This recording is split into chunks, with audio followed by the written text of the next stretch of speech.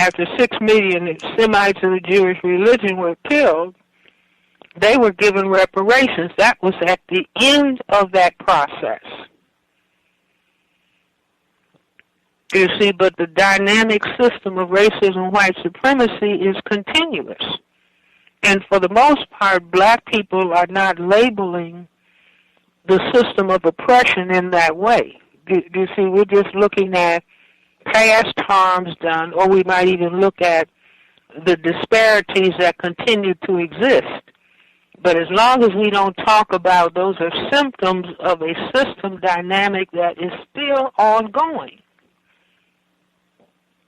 See, we have epidemic levels of the effeminization of men, which I say is a part, whether directly or indirectly, it's related to the dynamic within the system of racism and white supremacy.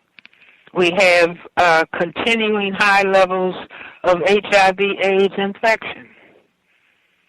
We have continuing process of gentrification, the removal of black people from urban centers. We have closures of public schools in areas where black people live. So all of this is ongoing, and if we get our feet and ankles entangled as we start focusing and prioritizing reparations and ignoring this, it will end up where the Native Americans are, in reservations and in basically a genocided and dead people. And so we have a choice. We certainly can talk about two things at once, but if you're going to talk about two things at once, what is it that you're going to prioritize?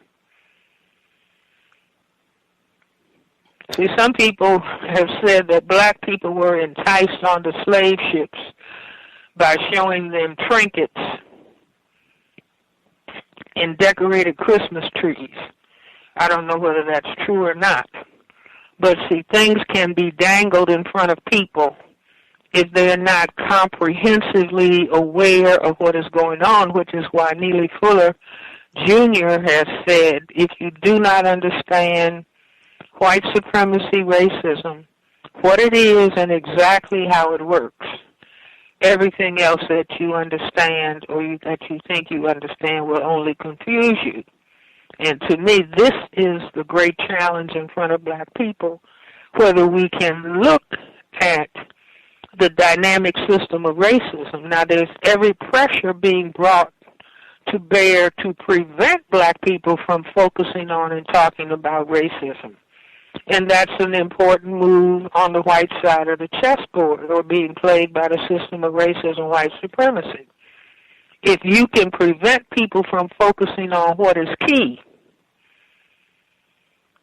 then you will continue to defeat them.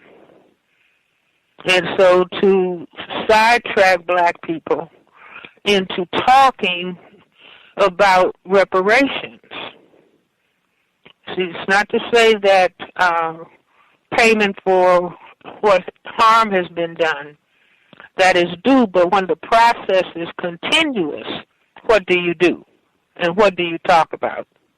From the white side of the chessboard, they can say, now, what we're going to get them involved in is a tug of war. Black people will be saying, we want reparations, and the white people will be saying, no, we're not going to give you, and then we say, we want reparations, and they'll say, no, it will go on like that for a decade.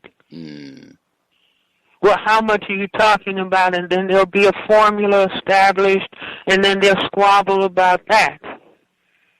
But in the meantime, black people will have been removed from the urban centers.